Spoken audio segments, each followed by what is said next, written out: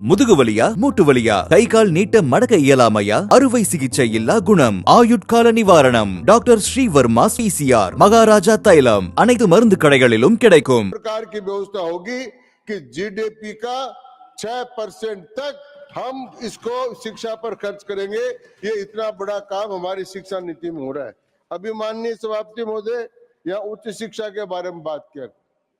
उच्च शिक्षा के बारे में जितना काम 10 वर्ष में हुआ है उतना काम मुझे कहने में कोई हिचकिचाहट नहीं है, कोई आपत्ति नहीं है कि 50 साल तक नहीं हुआ।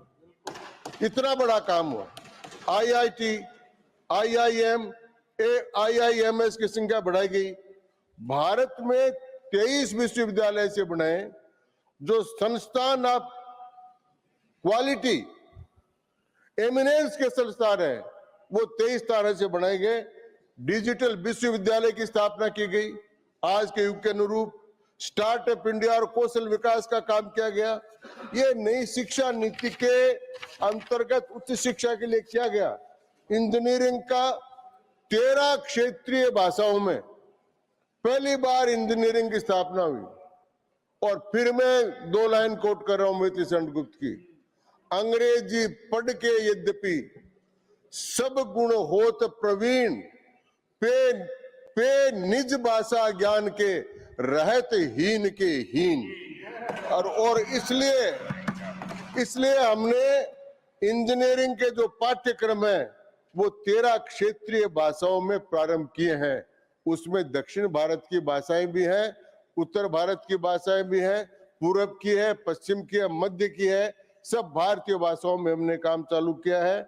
और एक राष्ट्रीय अनुसंधान फेडरेशन NRF बनाया है जिसमें 50,000 करोड़ का बजट रखा गया है।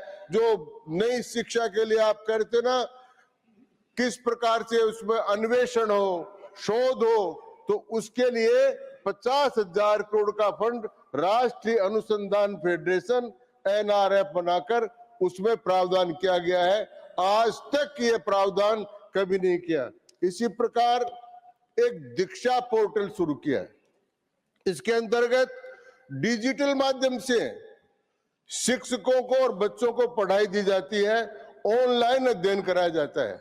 घर बैठे लोग भी इसको बच्चे पढ़ सकते हैं। ये इसकी माध्यम से शुरू किया नई शिक्षा नीति में। एक स्वयं और ई पाठशाला प्रारंभ की है। इसमें ऑनलाइन शिक्षा के लिए विशेष प्लेटफॉर्म जिसमें लाखों छात्रों ने अपना पंजीकरण कराया है, ये इसमें किया है। PM ई विद्या योजना 1 क्लास 1 चैनल नीति के अंतर्गत 12 नए